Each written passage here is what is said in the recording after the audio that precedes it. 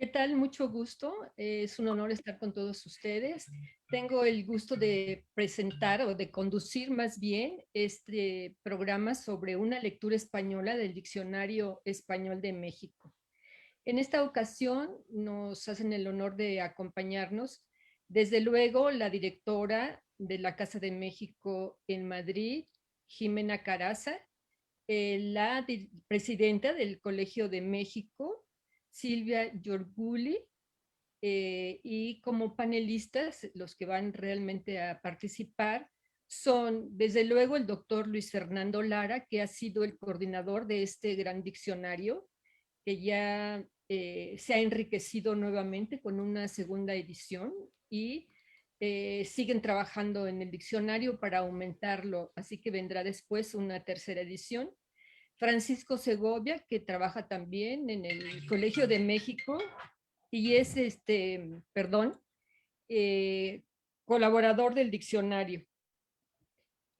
Por otro lado, nos acompaña también Francisco Carrascondo de la Universidad de Málaga y Cecilio Garriga de la Universidad Autónoma de Barcelona. Espero haber dicho a todos. Y conforme los vaya presentando, voy a hablar un poquito de su currículum para no perder tanto tiempo. Todos tienen una carrera extraordinaria y en esta ocasión pues voy a tener que reducir su, su currículum, me van a disculpar. Eh, Vamos a darle la palabra a Silvia Giorguli, que es demógrafa, socióloga y académica, especialista en migración internacional, miembro del Sistema Nacional de Investigaciones Nivel 2 y tiene varias distinciones entre las que se encuentran la medalla Horace Mann de la Universidad Brown. Silvia, mucho gusto, muchas gracias, te doy la palabra. Muchas gracias. Bueno, pues buenos días en México, buenas tardes. Saludo pues con mucho gusto a todos los participantes. Saludo con mucho agrado a la maestra Jimena Caraza, a quien le quiero agradecer pues la constancia y la persistencia después de más de un año desde que nos reunimos la primera vez para hablar de la construcción de este espacio de colaboración entre la Casa de México en Madrid y el Colegio de México. Muchas gracias, Jimena. También, bueno, me da mucho gusto saludar a mis colegas en el Colegio de México, a Luis Fernando Lara y a Francisco Segovia, que serán quienes presenten el programa, el proyecto del Diccionario del Español de México. Con mi agradecimiento personal por aceptar también esta invitación, saludo a Francisco Carrascondo y a Cecilio Garriga. Creo que será un diálogo muy interesante, provocador desde el título. Y bueno, pues también un saludo a Silvia Molina, a quien voy a permitirme un desliz, a quien yo leí durante mucho tiempo, justo cuando empezaba mi época adulta, y mi familia también viene del norte, así que me da mucho gusto saludarla. Y bueno, pues saludos a toda la audiencia en España y en México. Como mencionaba, el día de hoy arrancamos con una colaboración, voy a decir, muy anunciada. Teníamos muchos planes desde finales de 2019, el 2020. En abril del 2021 firmamos finalmente el Convenio General de Colaboración entre la Casa de México y el Colegio de México. Y bueno, pues ya el día de hoy echamos a andar estas actividades con la presentación del Diccionario del Español de México. Creo que desde las primeras reuniones que tuvimos Jimena y yo, es muy claro que tanto el colegio como la casa cumplen con un objetivo similar en términos de ser puentes entre culturas, entre espacios de México y el mundo, en el caso de la Casa de México en Madrid, pues por supuesto en España. En ese sentido, pues para mí es un espacio de sinergia lograr esta colaboración que estará orientada a la difusión de trabajo académico, de la investigación en ciencias sociales y humanidades que se realiza desde el Colegio de México y que creo que será un puente fundamental para mantener esta comunicación continua que el colegio ha tenido desde su creación como Casa de España en México, ahora renovada a través de la Casa, esta colaboración a través de este convenio con la Casa de México en Madrid. Y bueno, es un convenio ambicioso porque buscamos construir un espacio continuo de diálogo e intercambio, como el que nos convoca hoy, y también de difusión de trabajos académicos, de publicaciones, materiales digitales, en torno a todos los temas variados que cubre la agenda de investigación del colegio en historia, en lengua, en ciencias sociales, en México, y quiero decir que no solo sobre México, sino también sobre América Latina, ¿no? Un poco jugando este rol de un puente más amplio. La pandemia nos obligó a retrasar el inicio de las actividades y también nos obligó a reinventarnos de diversas maneras.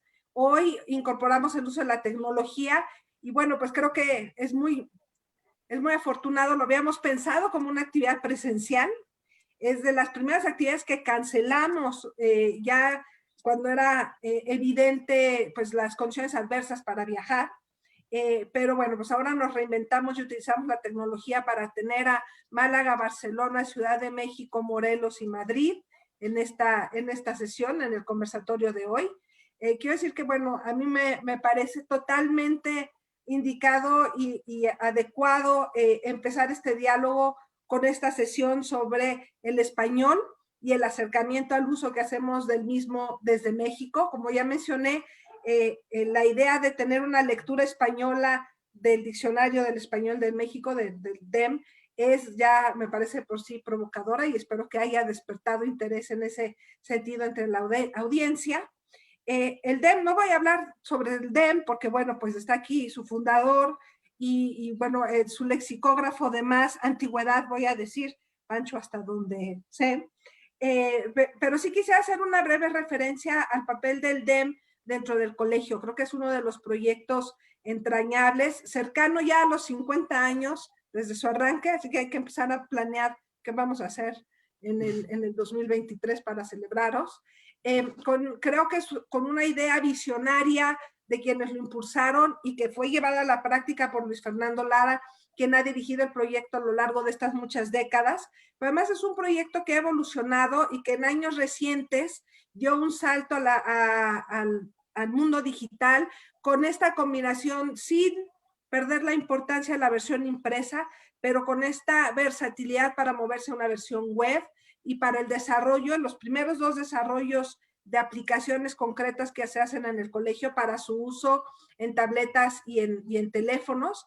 Y bueno, lo que yo he aprendido, decía Silvia Molina en la presentación, yo soy socióloga y demógrafa, pero lo que he aprendido en este acercamiento al proyecto es lo vivo y lo actual. Es un proyecto que sigue creciendo en número de artículos lexicográficos y de acepciones, que sigue con una agenda muy ambiciosa de proyectarse hacia el futuro y que tiene además el reto de recuperar la diversidad en el uso del español en un país que es de por sí ya diverso, ¿no? Entre los más de 125 millones de mexicanos, pues hay grandes variaciones en la lengua. El DEM ha proyectado el uso del español en México más allá de las fronteras, no solo Estados Unidos. Voy a mencionar un dato que a mí me impresiona, no solo México, y voy a mencionar un dato que me impresiona, que es su amplísimo uso entre la comunidad hispanohablante en Estados Unidos. De hecho, en esta versión web, por momentos, hay más usuarios en Estados Unidos que en México, lo cual es un dato muy, bueno, que a mí me parece muy revelador de esa vinculación entre comunidades. Y España es el tercer país de consultas, seguido después por Singapur, Alemania, Polonia, Argentina, Colombia, Francia, Brasil, etcétera. Bueno, pues quisiera finalmente cerrar volviendo a este espacio de colaboración que arranca el día de hoy. Tenemos varias actividades que quisiéramos lanzar después de esta, inclusive en el 2021, utilizando las plataformas de comunicación a distancia, esperando que en algún momento podamos tener también actividades presenciales. De nuevo le agradezco a Jimena Caraza y a todo su equipo por la paciencia. Digo, todos tuvimos que ser muy pacientes para poder avanzar en medio de la pandemia. Le agradezco también a mi equipo en el Colegio de México, desde la presidencia, al equipo de cómputo y bueno, por supuesto hoy a los colegas del DEM, a quienes nos acompañan en esta mesa. Y bueno, pues deseo que ante la pandemia conservemos la salud. Buenos días a los asistentes de México, buenas tardes en España. Muchas gracias. Muchas gracias, Silvia, muy amable. Bueno, yo me presento brevemente. Me llamo Silvia Molina, soy escritora, soy miembro del número de la Academia Mexicana de la Lengua y fui durante 6 años presidenta del Seminario de Cultura y ahora soy su secretaria general. Nuestro presidente, Felipe Leal, les manda sobre todo a España, muchísimas gracias Jimena, un saludo muy cálido. Bueno, ahora le voy a dar la palabra nada menos que a la directora general de la Casa de México, que tiene un currículum impresionante. Hizo una carrera, no, Silvia, perdóname, Jimena, has tenido una carrera impresionante en la Secretaría de Relaciones Exteriores, donde comenzaste como asesora del secretario particular del canciller y después secretaria del canciller y después consejera. En fin, has estado como eh, cónsul de México en Italia y lo más destacado últimamente ha sido tu trayectoria en España. Las funciones que has realizado en España son, la verdad, muy interesantes, muy importantes, porque comenzaste como consejera de Asuntos Económicos en la Embajada de México en España.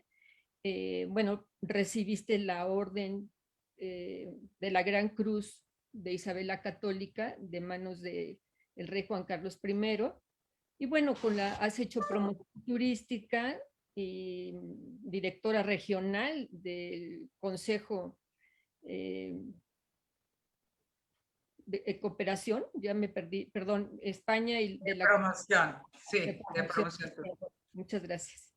En fin, recibiste el premio que da el presidente de México, el premio Innova en el 2005, y te has desempeñado como directora de la Oficina de Representación Pro México en España, como consejera económica de la Embajada de México en España, y desde el 18 eres directora general de la Casa de México en España. Muchísimas gracias. El seminario también tiene un convenio con ustedes y por lo tanto nos sentimos muy honrados. Te cedo la palabra.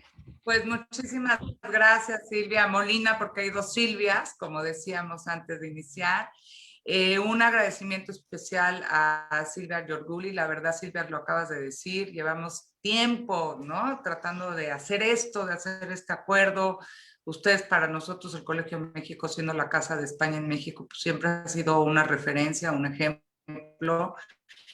Y para la Casa de México en España es un orgullo enorme poder tener ahorita, compartir con ustedes estos intereses, esta forma esta ventana de México hacia el mundo y esta ventana de España hacia el mundo, ¿no? Entonces, nosotros somos muy jóvenes, llevamos 2 años de creación, nos inauguramos en octubre de hace 2 años y desde que inauguramos, la verdad es que la Casa de México ha estado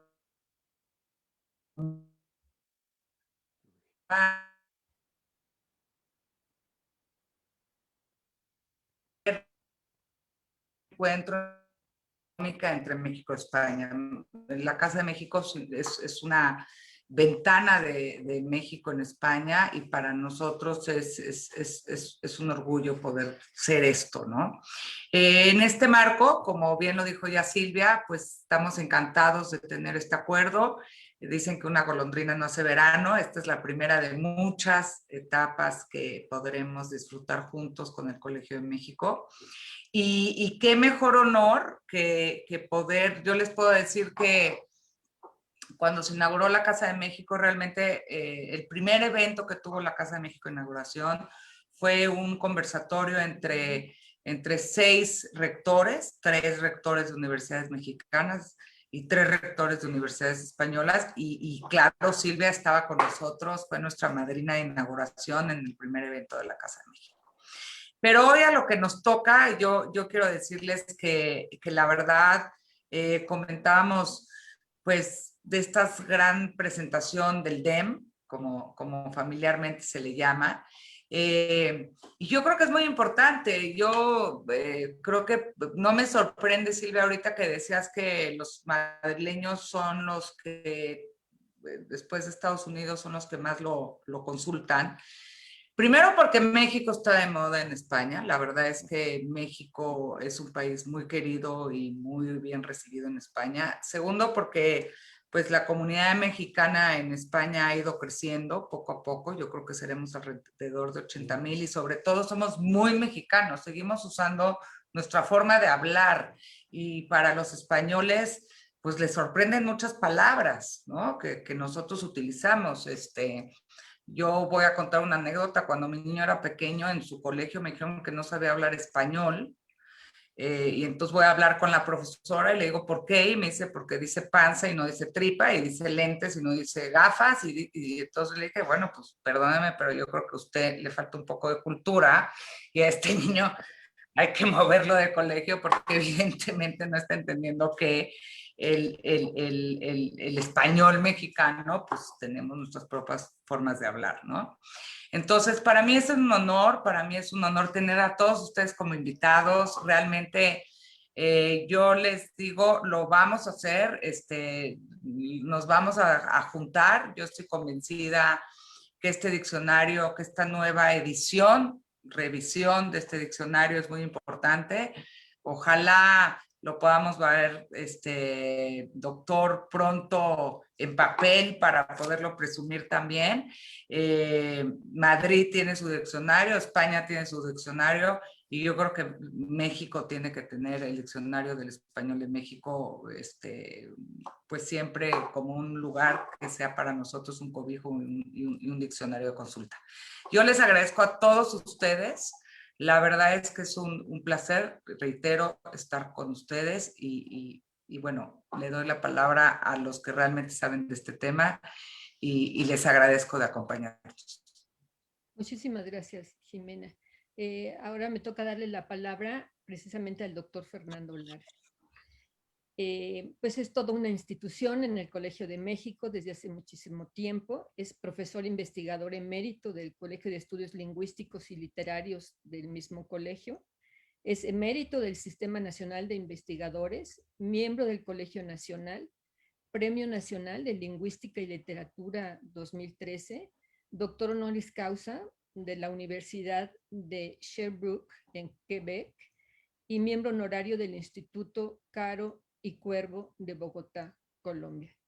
Desde luego tiene muchísimas publicaciones el doctor, pero no podemos hablar de todas ellas. Doctor, le cedo la palabra. Muchísimas gracias. Pues muchísimas gracias. Quisiera comenzar por agradecer muchísimo a la maestra Jimena Caraza, directora de la Casa de México, esta excepcional oportunidad que nos ofrece a mis compañeros de trabajo del Diccionario del Español de México, a Francisco Segovia y a mí, de entablar un diálogo con dos destacados filólogos y lingüistas lexicógrafos españoles, Francisco Carriscondo y Cecilio Garriga, acerca de nuestro diccionario, cuya segunda edición, en versión digital, habremos de presentar al público español en los siguientes minutos. Igualmente agradezco la amabilidad de la escritora Silvia Molina para moderar una discusión que espero sea rica e interesante. Agradezco también el entusiasta apoyo que nos da nuestra presidenta Silvia Giorguli y espero que siempre podamos seguir produciendo lo que ella espera de nosotros y nunca defraudarla. Decía yo que la oportunidad es excepcional. Pues hasta ahora varios de mis colegas españoles, como lo pueden atestiguar Francisco Carriscondo y Cecilio Garriga, han conocido los pormenores de nuestra investigación, pero lo han hecho en diferentes congresos y revistas especializadas. Nunca habíamos tenido la oportunidad de presentar el diccionario ante el público español.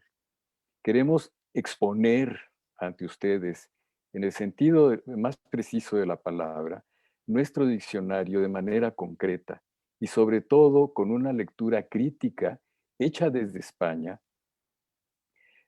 gracias a la colaboración de los profesores Carriscondo y Garriga, que nos permitirá a españoles y mexicanos, y quizá también a otros hispanoamericanos, darle una dimensión real a la variedad de la lengua española, en cuanto a que el Diccionario del Español de México, al que, como señaló la maestra Caraza de cariño, le decimos DEM, es el primer diccionario del español basado en la integralidad de los usos de un país como México, es decir, del español completo, pero situado en la cultura verbal de un solo país, lo que arroja una comprensión mucho más rica y matizada de lo que es una de las variedades contemporáneas de la lengua española, sobre todo en comparación con la limitada concepción imperante de los diccionarios de americanismos, en nuestro caso de mexicanismos.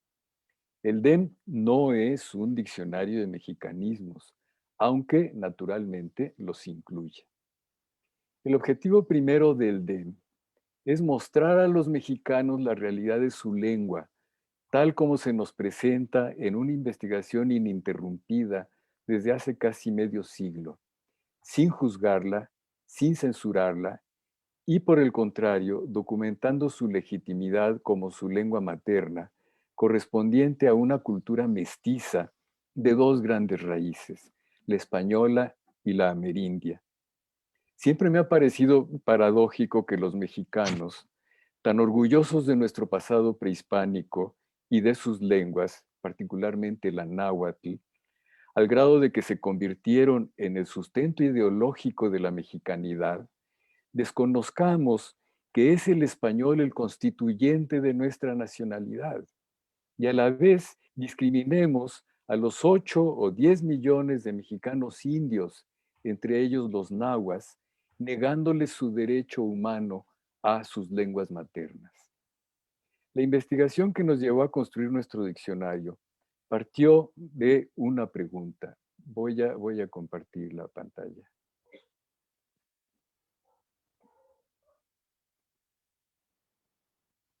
Decía yo, partió de una pregunta. ¿Qué es el español de México? ¿Cómo lo podemos identificar? Puesto que los diccionarios de mexicanismos nos ofrecen una visión limitada, muchas veces mal documentada, de nuestras maneras de hablar, y los estudios lingüísticos existentes tampoco nos servían para lograr esa identificación, decidimos reunir un corpus del español mexicano contemporáneo que nos sirviera para reconocer al menos un núcleo de nuestros vocablos y sus usos, por lo que reunimos muestras de 13 que llamamos géneros, escritos y hablados que se practican en México desde 1921. El corpus está constituido por párrafos seleccionados al azar de obras literarias de autores mexicanos, desde Los de Abajo de Mariano Azuela, primera novela de la Revolución, hasta las publicadas en 1974, año en que elaboramos el corpus. Entre paréntesis, tenemos ya un segundo corpus del español de México que cubre hasta 2018. El siguiente género lo constituyó la prensa nacional, a base de reportajes, ensayos de opinión, temas de política, de economía, de deportes, crónica de toros, etcétera, que fueran obra de periodistas mexicanos. Las ciencias que se estudian en México forman el tercer género, seguido de los de las técnicas, la religión, el discurso político y el habla de personas cultas. Quedan englobados en lo que yo llamo la tradición culta. Después pasamos a textos de la tradición popular, telenovelas y fotonovelas, que ya desaparecieron, por cierto, en el México de hoy. También lo que en algunos países llaman literatura de cordel y grabaciones de conversaciones coloquiales y familiares. Añadimos 2 buenas colecciones de grabaciones de esa clase, hechas por todo el país por el equipo de trabajo de mi maestro, Juan Miguel López Blanch, que era, por cierto, manchego de origen, para el Atlas Lingüístico de México, así como varios documentos reunidos por antropólogos. Finalmente, las jergas juveniles y de la delincuencia. Así quedó el corpus, quedó compuesto por 996 textos, de 2,000 palabras gráficas cada uno, que sumaron 1,891,045 apariciones u ocurrencias. Omitiré en esta presentación El sistema de cálculo que diseñamos para obtener la frecuencia de uso de cada vocablo y su dispersión entre los textos, para así saber qué vocabulario es el más usual en México. Igualmente, omitiré reseñar el analizador gramatical automático, que es lo que hoy llamamos mediante un vocablo inglés, un parser, que por cierto es de origen latino, pars orationis, basado en reglas características de una gramática formal de dependencia, mediante el cual analizamos los textos del corpus para encontrar los vocablos en sus contextos. Se preguntarán, ¿por qué comenzamos a reunir nuestro corpus con textos escritos a partir de 1921? Lo que queríamos hacer es un diccionario de nuestro español contemporáneo.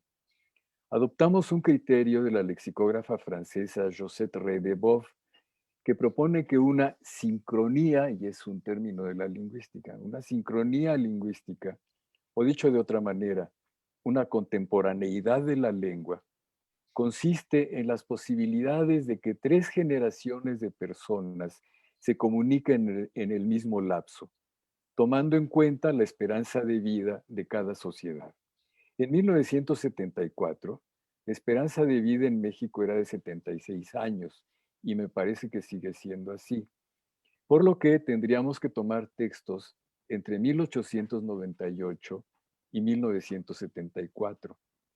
Pero la Revolución Mexicana estalló en 1910 y su fase armada terminó en 1921. La revolución impuso otras maneras de comunicarse y hablar, relativamente diferentes de las que había a finales del siglo XIX.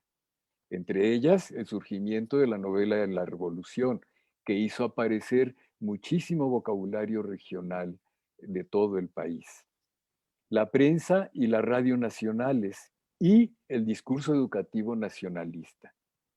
Así que podemos estar suficientemente seguros de que el vocabulario reunido corresponde realmente al español mexicano moderno posterior a la Revolución. Obtuvimos cerca de 70,000 vocablos, pero un poco más de 30,000 con 3 o más apariciones, que son las que nos dan lo que llamo cuño social, acompañados por sus datos cuantitativos de uso y dispersión y siempre en sus contextos, lo que llamamos concordancias. Sobre esa base documental, nuestra primera regla es discernir exclusivamente de las concordancias de cada vocablo los elementos que constituyen su significado, o en los muchos casos de voces polisémicas, los rasgos significativos de cada uno de sus significados.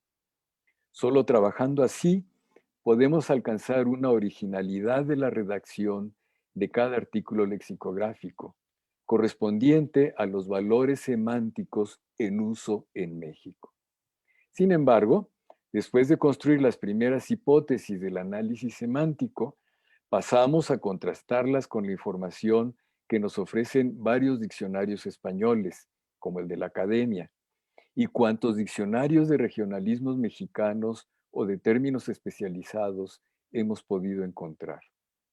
Igualmente, en muchos casos, ampliamos el contraste con vocablos de lenguas del mismo ámbito cultural del español, como el francés y el inglés.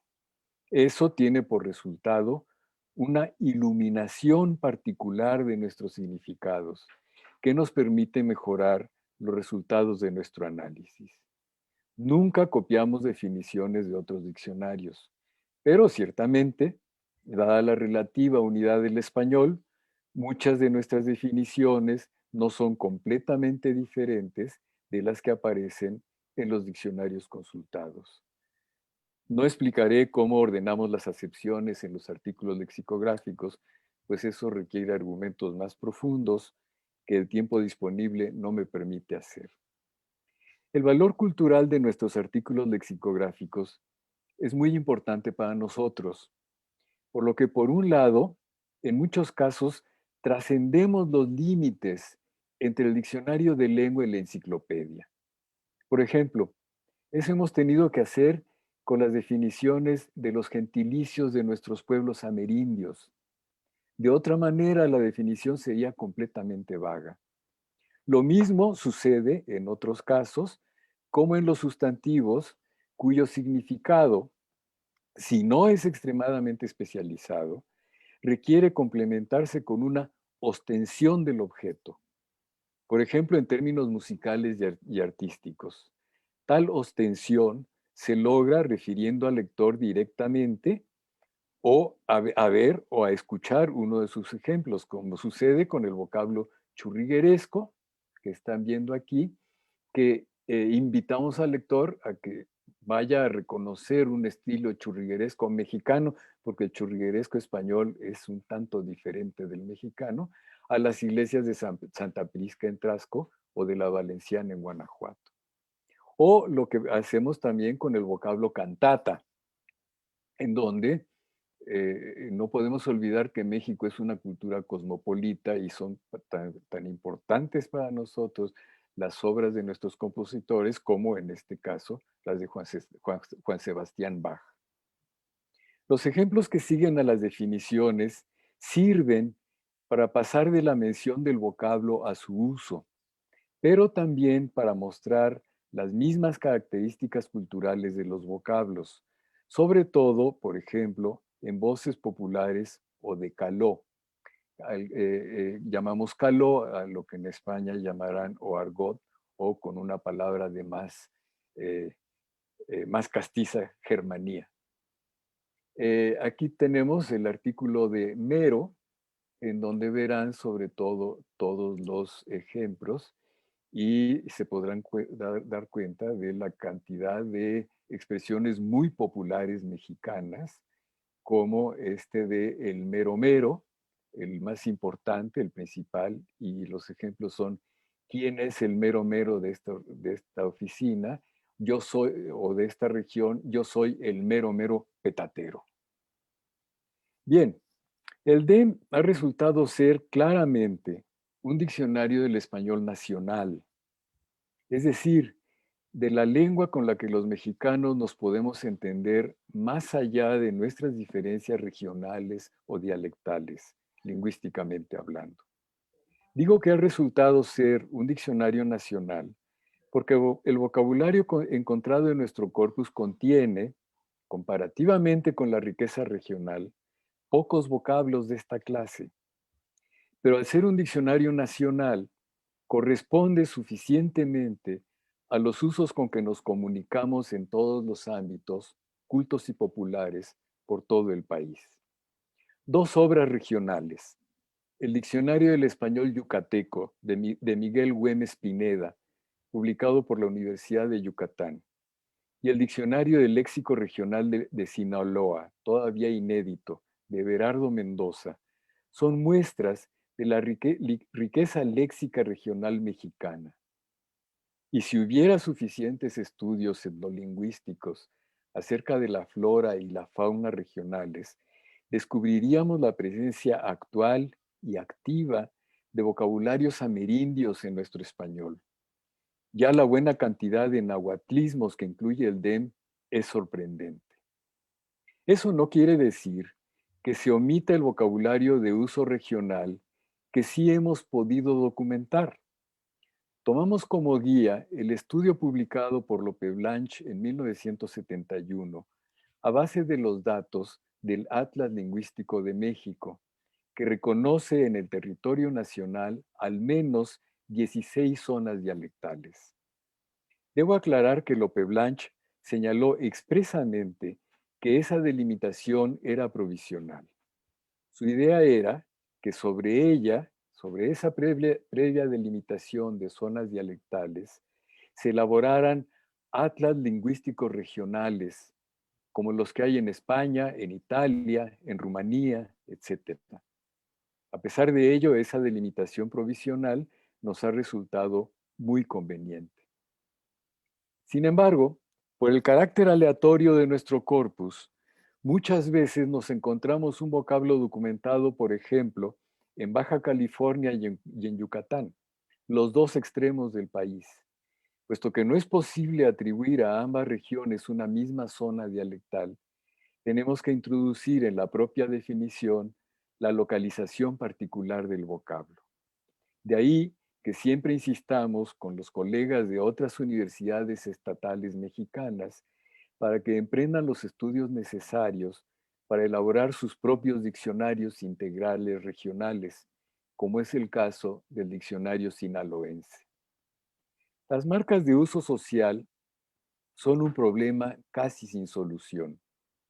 Por principio, para eludir una confusión que a veces se encuentra en otros diccionarios, en que no se distingue entre la función sintomática del vocablo, aquella que suele dar indicios de quién está hablando, por ejemplo, un jarocho de Veracruz o un yucateco o un mexicano en España, que siempre nos reconocen de inmediato, y la función apelativa, que consiste en el efecto que causa en su receptor, como de cursilería, de ñoñez, etc.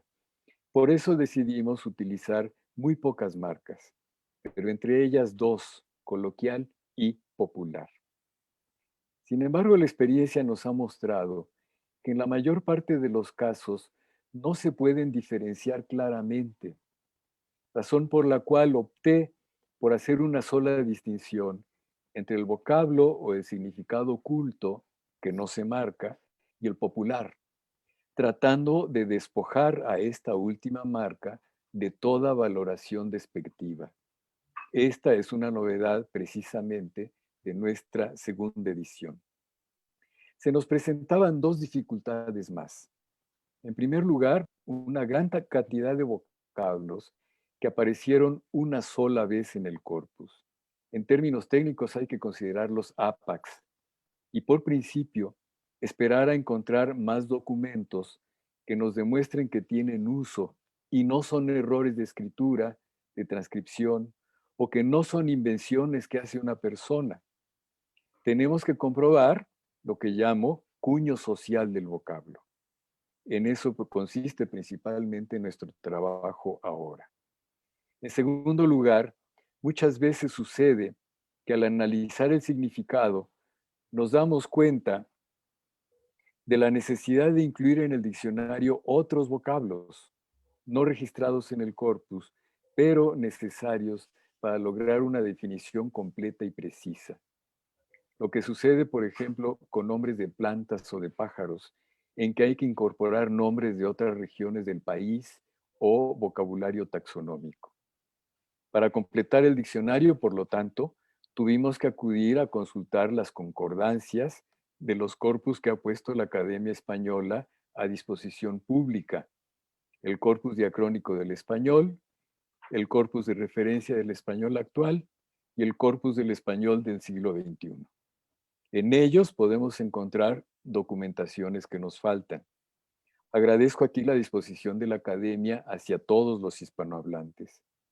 Igualmente, pasamos al método que yo llamo, con el nahuatlismo, de pepena, es decir, ir buscando con paciencia, uno por uno, los documentos que nos hacen falta. Esta segunda edición del DEM incluye muchos vocablos encontrados de esa manera. Si al comenzar el trabajo en 1973 todavía no existían las computadoras personales y tampoco los instrumentos para digitalizar los textos, sino que hubo que hacerlo con tarjetas perforadas, todo el trabajo posterior a los resultados obtenidos automáticamente de la computadora lo hicimos manualmente. Hoy, nuestros datos están digitalizados. Eso nos permitió en 2012 ofrecer la primera edición vía un portal del DEM. Ahora nuestro portal, que les mostrará Francisco Segovia, está rediseñado y nos ha permitido dar a conocer la segunda edición siempre de manera gratuita, incluso mediante las aplicaciones para teléfono celular en las plataformas Android e iOS. La versión digital nos ofrece la oportunidad de saber cuánta gente consulta el diccionario, desde dónde, con qué instrumento, computadora celular o tablilla, su edad y su sexo. Pero sobre todo nos ha permitido medir cuántas consultas han recibido respuestas satisfactorias.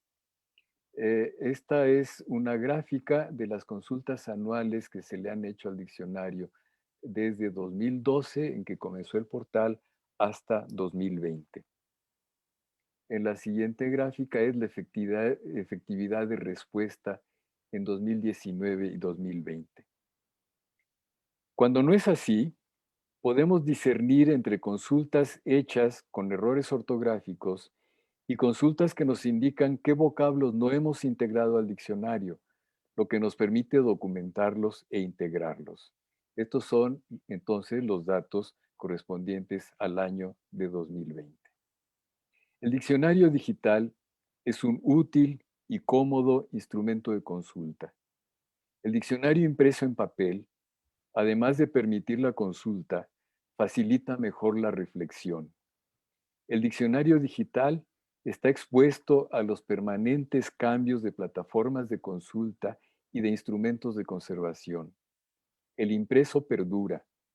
Es un testimonio al que no podemos renunciar y esperamos poderlo publicar muy pronto. Les agradezco mucho su atención. Muchísimas gracias, doctor. Muy interesante. Se ve no solamente la riqueza de este diccionario, sino toda la metodología que es increíble, sobre todo haber empezado haciendo fichas como se hacía antes y tener ya todo normalizado en las aplicaciones digitales que hay ahora. La verdad es que es un gran trabajo. Muchísimas gracias. Ahora le doy la palabra a Francisco Segovia, que es lexicógrafo, traductor, ensayista y poeta. Colabora en este diccionario desde 1978 y ha participado en otras obras de lexicografía monolingües como la Enciclopedia Británica, el Fichero de Dudas del Español de México y el proyecto de gramáticas y diccionarios en lenguas indígenas de Chiapas, que incluyó los primeros diccionarios monolingües de Tzotzil, Cetal, Chol, Tojolabal y Zoque. También ha colaborado en la redacción de algunos diccionarios bilingües, inglés-español, español-inglés. Desde luego también tiene muchísimas publicaciones. Francisco, te doy la palabra. Muchísimas gracias. Gracias a ti, Silvia. Bueno, buenos días a todos en México, buenas tardes a todos en España. Gracias por esta invitación a... Perdón, el campo es el campo. El diccionario en la página electrónica del DEM contiene básicamente lo mismo que tiene el diccionario impreso, más unas cuantas cosas más, que son esas ventajas que da la tecnología, ventajas que tienen aparejadas las desventajas que mencionaba Luis Fernando. Es decir, se hacen consultas puntuales y no se ve una obra completa. Voy a compartir página para mostrar la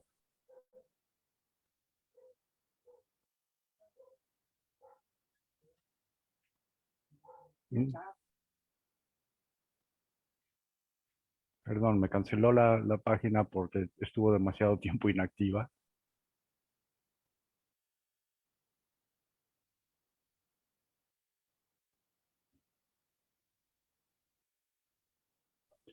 Bien, lo que tenemos, como decía, es lo mismo que hay en el DEM, como por ejemplo la presentación, una guía para el usuario, todas adaptadas para una lectura un poco más veloz que la paciencia que requiere un libro.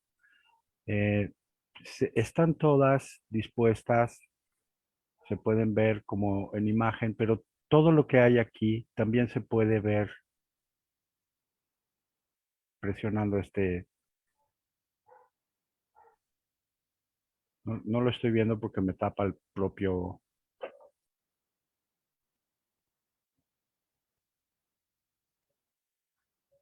Están las tablas de tiempos verbales, la conjugación regular, las conjugaciones irregulares, todo lo que se puede consultar también desde aquí, más unas cuantas cosas, pocas, pero significativas, como por ejemplo el libro, se puede consultar aquí, bajar el libro completo que fundamenta teóricamente y cuantitativamente al DEM, que es investigaciones lingüísticas en lexicografía. Por ejemplo, pica uno aquí y el sistema lo conduce al libro que está publicado en PDF. No solo hay esas otras obras, digamos, que acompañan al DEM en este menú. Hay investigaciones de distintas cosas, del vocabulario fundamental de México, cómo se justifica que encontró una remisión al corpus del español mexicano contemporáneo, nuestro famoso corpus que abarca del 21 al 73, como dijo Luis Fernando, que se puede consultar aquí. Es decir, puede uno buscar, no sé, qué palabra les gusta. Fran no dice nada. Batofú, a ver, no ha aparecido. Batofú es de las últimas. Hagamos lo que hacen todos. Te decía, Pancho, te decía escuincle. Escuincle. Ay. Escuincle. Aparece las apariciones de escuincle ahí. De cajón aparece 10 palabras antes y 10 palabras después en la concordancia, pero uno puede pedirle que sean más. Puede pedirle que tenga 20 antes y 20 después para hacer el análisis. Bueno, en teoría está todo ya analizado gramaticalmente, pero para hacer el análisis semántico conviene tener un contexto más grande. Estas son nuestras concordancias. Esta fue la base para las definiciones del DEM. Bueno, volvamos a la página principal donde se pueden consultar los modelos de conjugación verbal, los regulares, los verbos regulares, los verbos irregulares. Está un poco lenta. Los gentilicios de la República Mexicana y los principales de Latinoamérica. Bueno, lo verán todo. Una cosa que hay nueva son los prefijos y sufijos, o sea, afijos del español que se usan en México. Esta todavía no está en la versión impresa, estará en algún momento. Veamos algunos.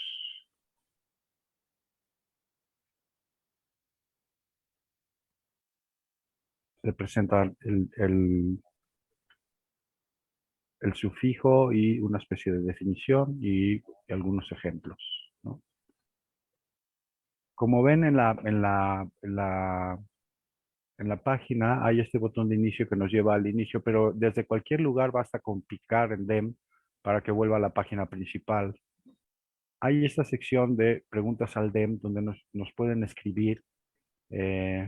Es una labor que hace sobre todo Luis Fernando y la hace muy rápidamente, contesta muy rápidamente a las preguntas que nos hacen puntuales sobre el significado de las palabras o cualquier tipo de pregunta en realidad.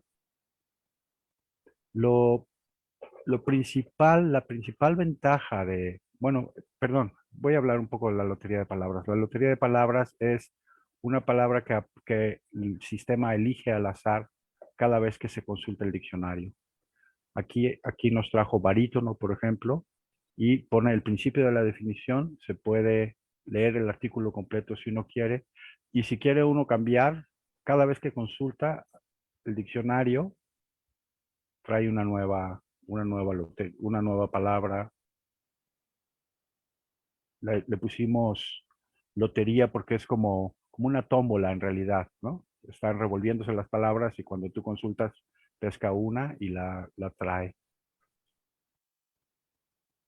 Lo principal de esto, la ventaja principal de la versión electrónica, la edición electrónica del DEM, es que puede uno buscar cualquier palabra, no sé, plano, y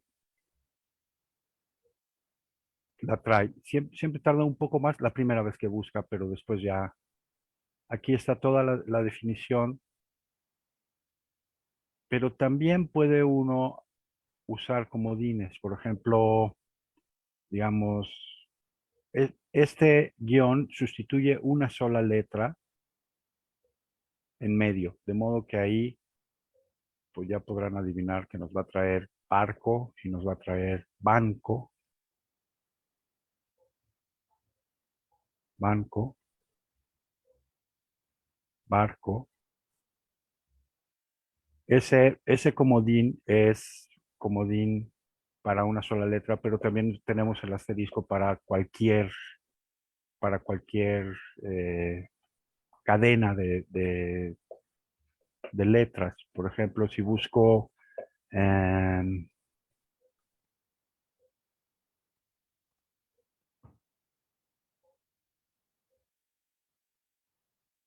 cara, digamos, como cara, y va a traer todo lo que termine con cara.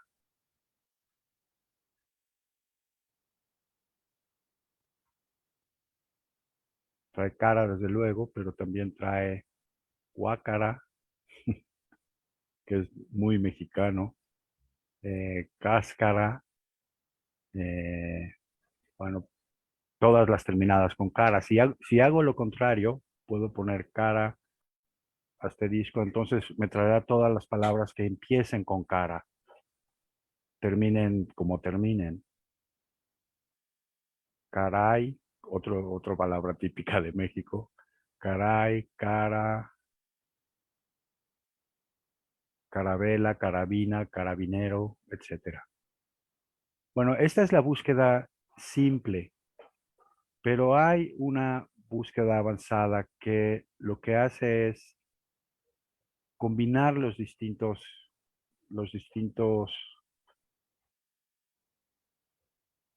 digamos, digamos que tiene dos secciones. Una que se refiere a la estructura del artículo, cómo está armado el artículo, y el artículo está armado en entradas, locuciones, definiciones y ejemplos. Y otra que se refiere a las marcas sociales de la lengua, a la categoría gramatical, a la región, a la materia o al nivel de lengua, los usos sociales, entonces. De modo que yo aquí puedo buscar o solo en entrada, puedo buscar como puso Luis Fernando Barroco, y la pone aquí y la puede uno desplegar. Pero también puedo buscar una locución o una definición o un ejemplo, bueno, o solo en las locuciones, o solo en las definiciones, o en todos, o solo en los ejemplos, o en cualquier combinación de ellos. Puedo buscar en todos, en cualquier combinación y en cualquier categoría gramatical, en cualquier materia o en cualquier región. Por ejemplo, podría buscar en las entradas que trajera solo entradas del noroeste de México. Noroeste. Me va a traer una lista, pues no sé qué tan grande, pero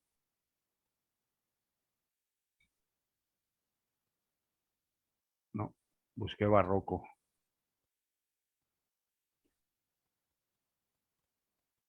Cualquier cosa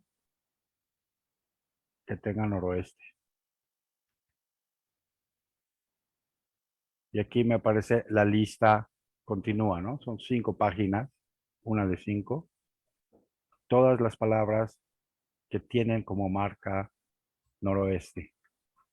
Puedo también decirle noroeste. No quiero noroeste. Ahora quiero.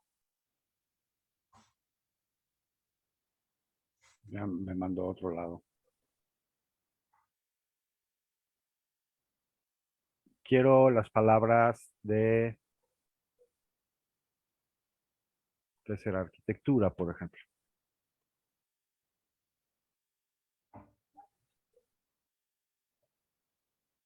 puedo buscar una en especial o puedo buscarlas todas. Puedo buscar arco en arquitectura, ¿no?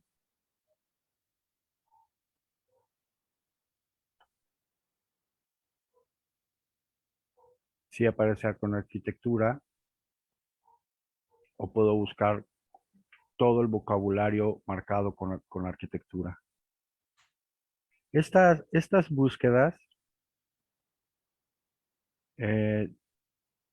algunas de las combinaciones resultarán ociosas. Por ejemplo, sería inútil buscar una palabra que combinara caló como nivel de lengua con astronomía.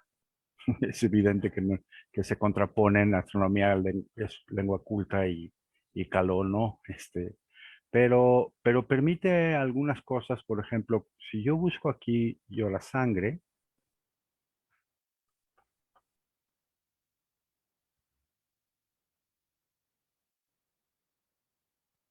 pero lo busqué en arquitectura, claro.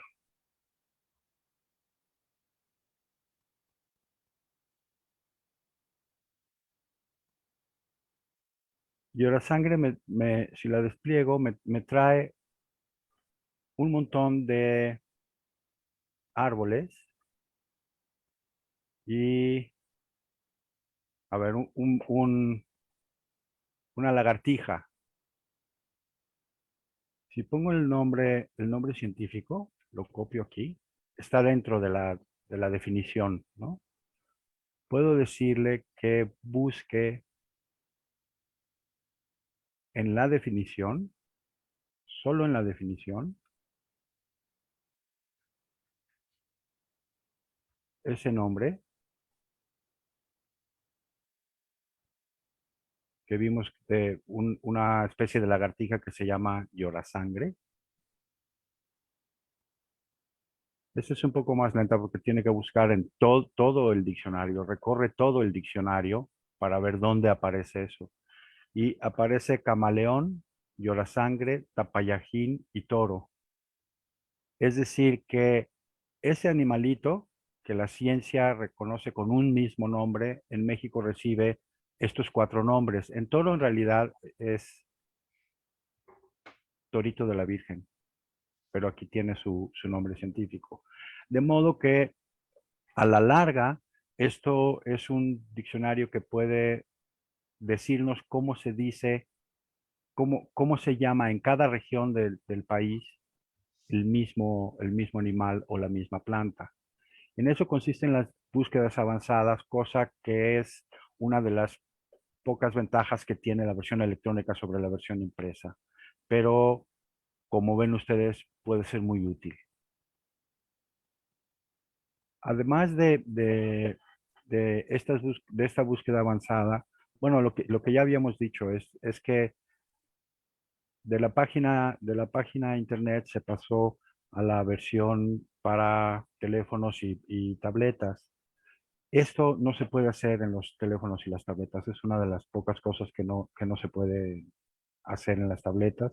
Las búsquedas con comodines, ni la búsqueda avanzada, porque es demasiado pesado los recursos que utiliza el diccionario para ponerlos en un teléfono. Habría que descargar el diccionario en el teléfono y eso consumiría tanta memoria que no sería práctico. Bueno, supongo que es básicamente lo que puedo decirles del diccionario electrónico. Si tienen dudas, pues las resolveremos. Francisco Segovia, muchísimas gracias.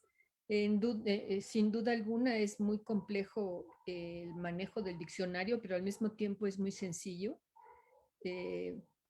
porque una, una presentación te lleva a otra y puedes buscar de muchas maneras. Muchísimas gracias por tu explicación. Los que hacemos uso de los diccionarios, pues nos alegra mucho tener ahora esta posibilidad. Ahora daré la palabra al doctor Francisco Carriscondo.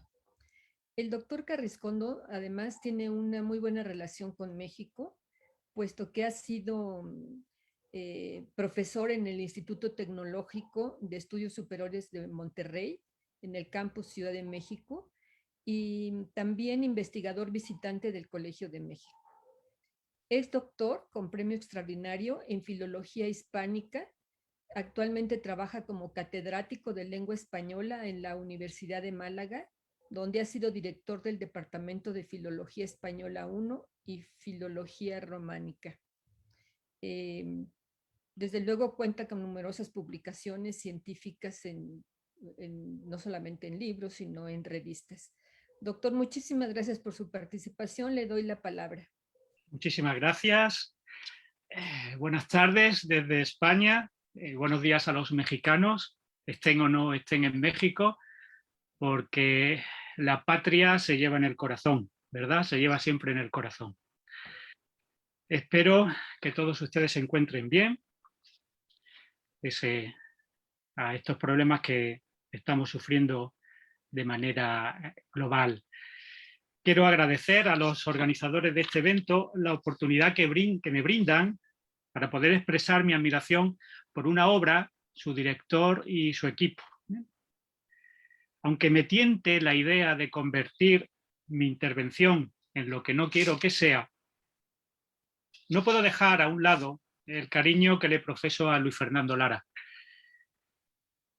El magisterio que siempre me ha dejado, así como los buenos recuerdos que me traen el llorado Gilberto, y también, como no, Luz, Carmen, Nicte, Josefina, Erika, por supuesto Pancho, que está por aquí, y Aurora.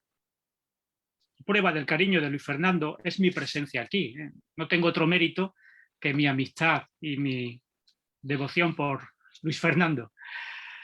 Una vez aceptado su encargo de aportar mi visión española del DEM, puse en funcionamiento toda mi maquinaria. Ya les adelanto que mi intención aquí va a ser sacar los colores a los lexicógrafos españoles. Podría decir simplemente en esta intervención lo que el médico de María Moliner le dice a doña María en la pieza teatral que está dedicada a su obra, el diccionario, que por cierto representó el Colegio Nacional hace un tiempo. El doctor le dice a doña María, he quedado muy impresionado con su obra. Y podría parar aquí y no decir nada más. Pero imagino que quieren que diga alguna cosa más. Y por eso he preparado este texto que lleva como título, lo tienen aquí, y voy a presentar, hacer la presentación aprovechando la tecnología que tengo en casa. He titulado este texto Impresiones de un paisajista. No me considero experto en lexicografía del español de América. Mi acercamiento a esta producción diccionarística ha sido la de un simple paisajista.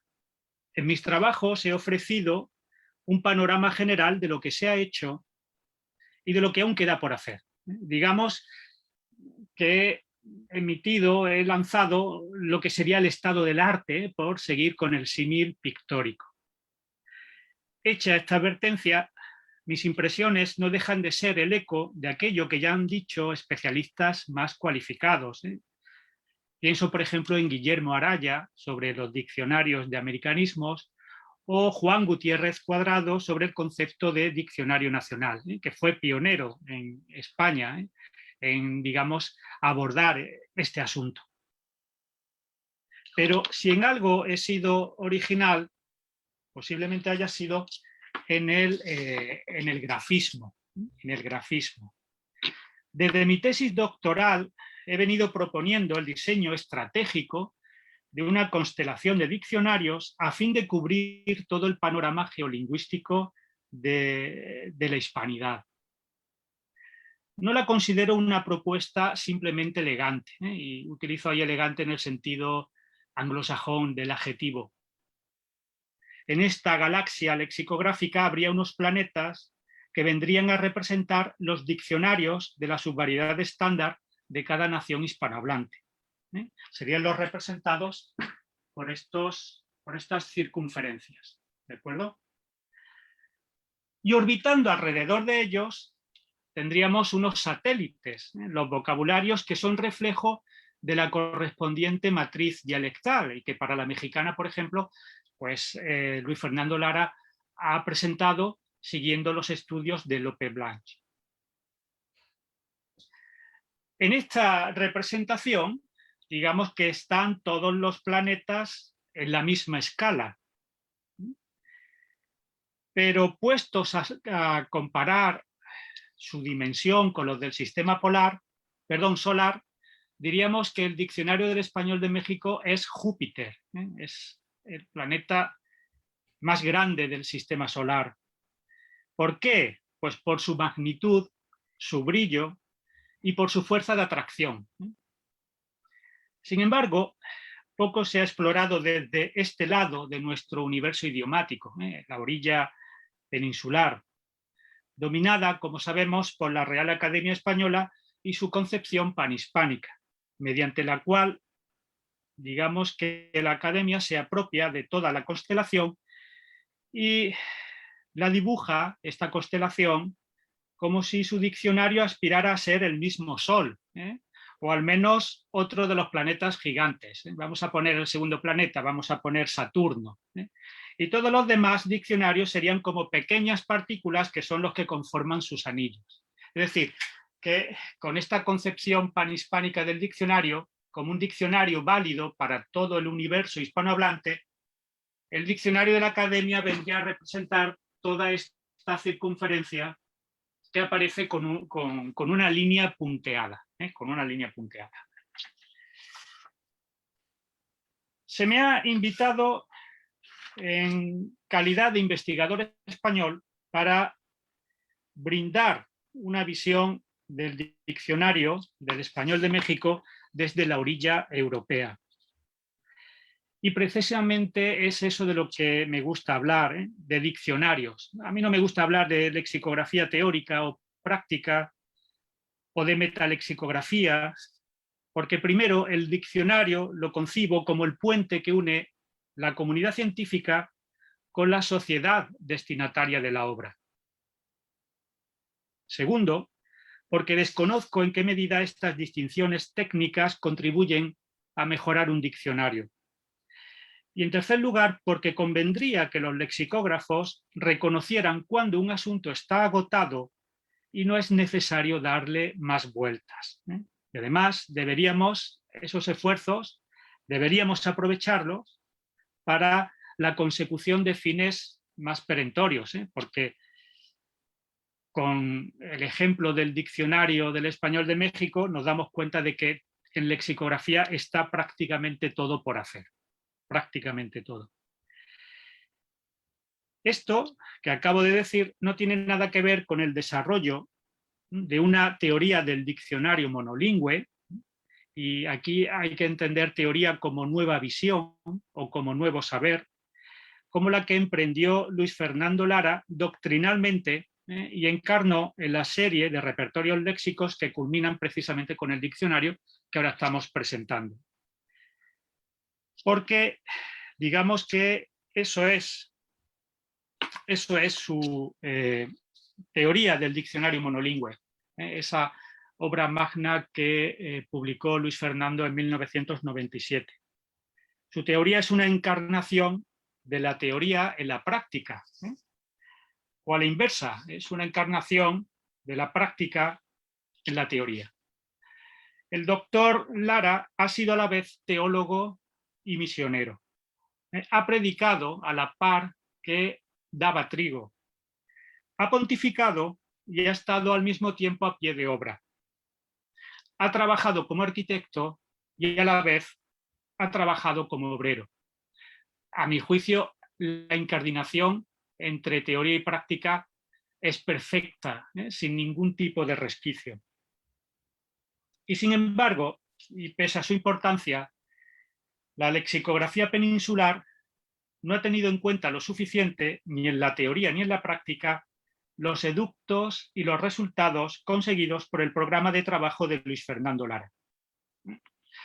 Yo podría demostrar esto empíricamente. Si nosotros nos vamos a cualquier métrica de citas para ver qué publicaciones en España citan los trabajos de Luis Fernando Lara o el diccionario, nos daríamos cuenta de que no están lo suficientemente representados en la bibliografía que se genera en España todos los trabajos de la envergadura, por ejemplo, de la teoría del diccionario monolingüe.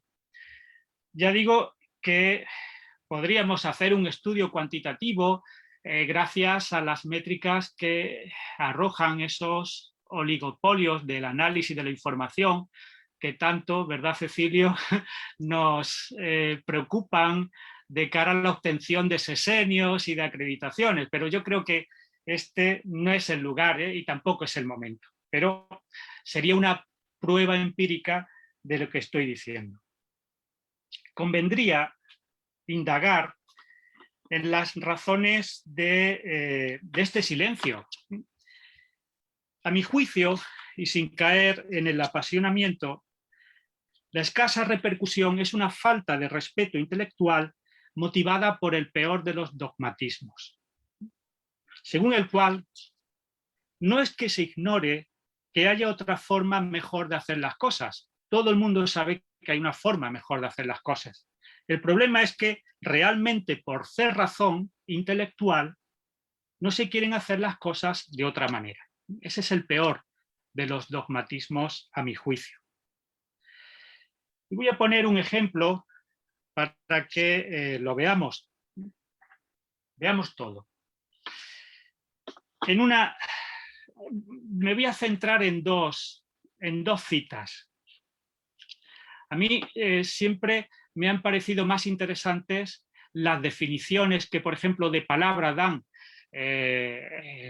desde la literatura o desde la filosofía arrojan literatos o filósofos que desde los propios lingüistas. Por ejemplo, Borges define la palabra, dice que las palabras son símbolos que postulan una memoria compartida.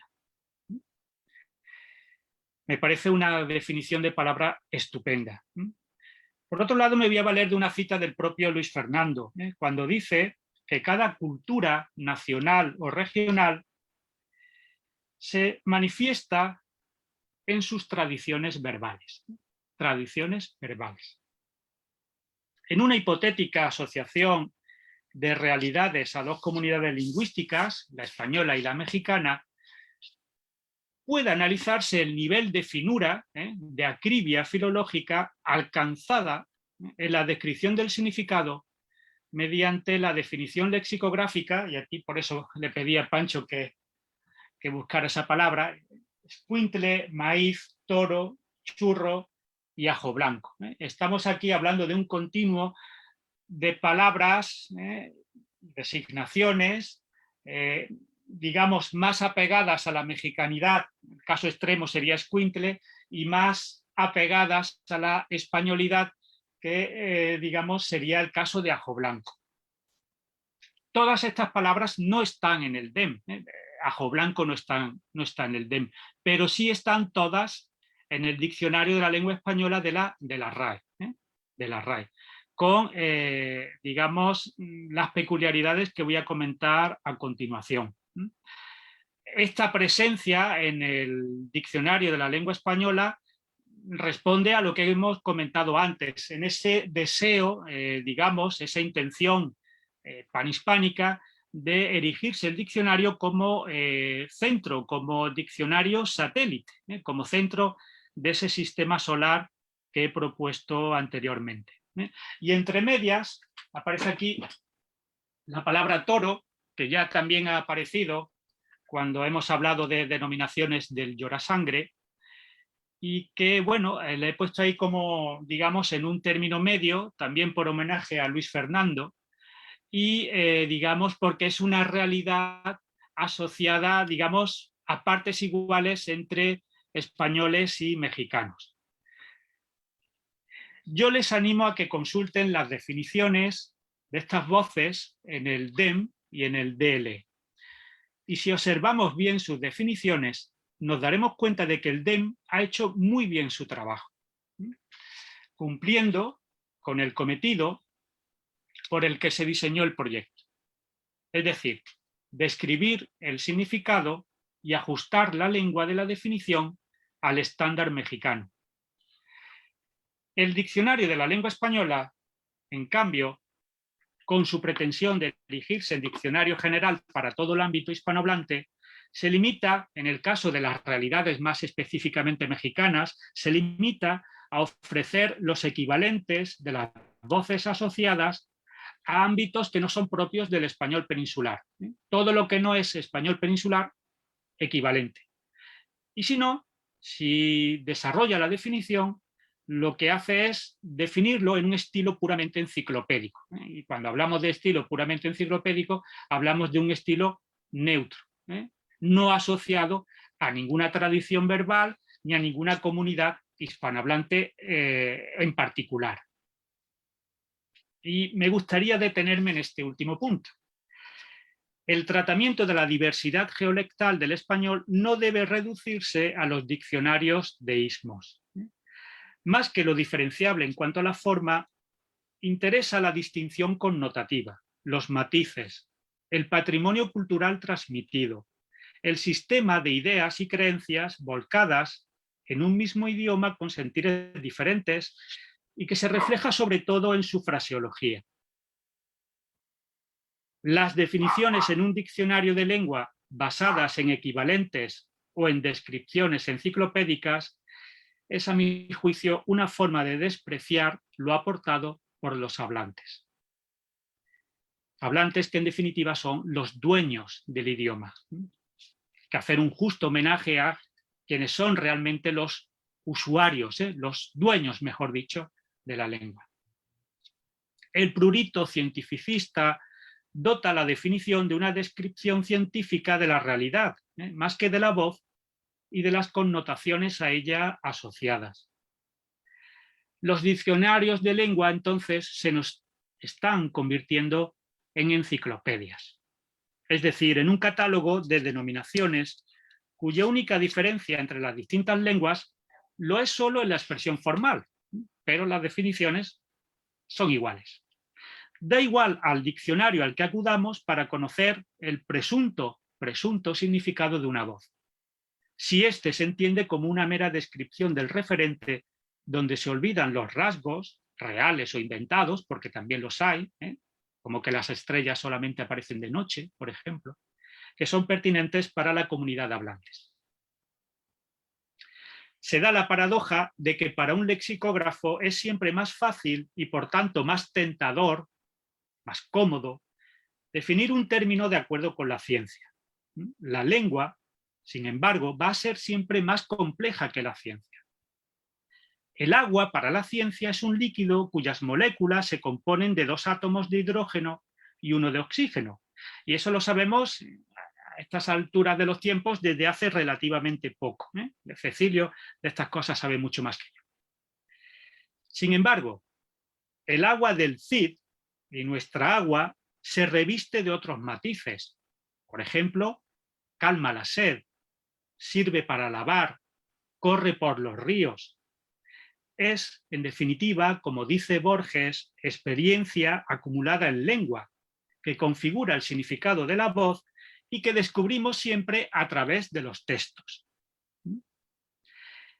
Y de ahí, yo sé que siempre voy contracorriente, pero es que no puedo ser de otra manera. De ahí mi querencia por una lexicografía de corte filológico. Y no me voy a cansar jamás de repetir esto. Una lexicografía de corte filológico centrada en los textos. Las definiciones deben dar cuenta de la experiencia acumulada por los hablantes en sus usos lingüísticos, el consecuente consenso alcanzado a lo largo del tiempo. Son algo así como esquemas, saber básico en torno a las palabras y no a los referentes. Son las cláusulas mínimas del contrato social que posibilitan el intercambio y con él el enriquecimiento. La creación de nuevas asociaciones, más experiencia, más historia en definitiva. Es lo que, digamos, por ser más sintéticos, Luis Fernando Lara, siguiendo a Hilary Putnam, denomina rasgos estereotípicos. La lexicografía explicada y puesta en práctica en mi país no acaba de digerir el concepto de estereotipo, y bien que lo lamento. Y la verdad es que no entiendo muy bien a qué se debe esta repulsa. Por mi parte, he hecho lo que he podido en este libro que les pongo aquí, que es mis palabras que cambiaron en la historia, aplicando el concepto de estereotipo a la definición del léxico técnico histórico. La repulsa es un efecto del dogmatismo que he comentado antes. Y sin embargo, no conozco mejor forma de plasmar el significado de una voz si no es mediante una definición estereotípica. Es más, no considerar estos rasgos supone no poder explicar toda la fraseología o los usos figurados que emanan de ellos. Por ejemplo, volviendo a escuincle, si no explicitamos ese rasgo en la definición de escuincle, jamás podremos comprender por qué a los niños les llamamos escuincles. ¿De acuerdo? Una definición enciclopédica jamás tendría en cuenta estos elementos. Podemos seguir recreándonos en distinciones como las de lexicografía teórica y práctica, metalexicografía, los tipos de diccionario, de definición lexicográfica, de ejemplos de uso, pero no olvidemos que lo más importante y lo que legitima nuestra profesión, y eso lo aprendí con Luis Fernando, es la elaboración de recursos útiles para la sociedad. La sociedad es, en definitiva, quien paga nuestra dedicación a estos asuntos y somos ante quien tenemos que estar legitimados. En una época en la que estamos muy deslegitimados en el ámbito de las humanidades, necesitamos hacernos oír, hacer oír nuestra voz. Queda mucho por hacer. Entre otras cosas, los diccionarios del estándar de cada nación hispanohablante. Tenemos ya un precedente y un modelo que es el diccionario del español de México. Necesitamos hacer diccionarios del estándar de cada nación hispanohablante sin pretensiones de validez universal ni de relegarlos al ámbito de lo no estándar, porque estos diccionarios no son vocabularios dialectales, son diccionarios nacionales. En la hispanidad es más lo que nos une que lo que nos separa. Y el DEM lo ha demostrado. No es solo que los diccionarios de istmos estén de modé, es que nunca han sido reflejo fiel de la articulación geolingüística del español en cuanto al léxico se refiere. Si a ello unimos el celo filológico con que el equipo del DEN ha tratado la definición, apegada a la sociedad cuya lengua trata de reflejar, no nos queda otra que aceptar el carácter modélico del diccionario dirigido por Luis Fernando Lara. Luis Fernando, equipo, muchas gracias por el ejemplo que nos habéis dado y ojalá no sea esta reivindicación una voz más que clama en el desierto. Muchas gracias. Muchas gracias, doctor Carrascondo. Estamos muy agradecidos. Muy interesante su análisis. Muchísimas gracias. Ahora doy la palabra al doctor Cecilio Garriga de la Universidad Autónoma de Barcelona. Es director del Departamento de Filología Española, colabora con la Universidad Oberta de Cataluña y es profesor extraordinario de la Szwedzkia Polska de Varsovia. Es coordinador de la red temática Lengua y Ciencias que reúne a 30 grupos de investigación interesados en la historia de la lengua de la ciencia, españoles y europeos. Su línea de investigación son la lexicografía, la historia de la lengua, los lenguajes de especialidad, la morfología y la enseñanza de la lengua. Ha publicado más de un centenar de estudios en revistas y editoriales de prestigio. Muchísimas gracias, doctor. Le cedo la palabra. Gracias, Silvia, por esta amable presentación. Buenas tardes aquí en España y buenos días al otro lado del Atlántico.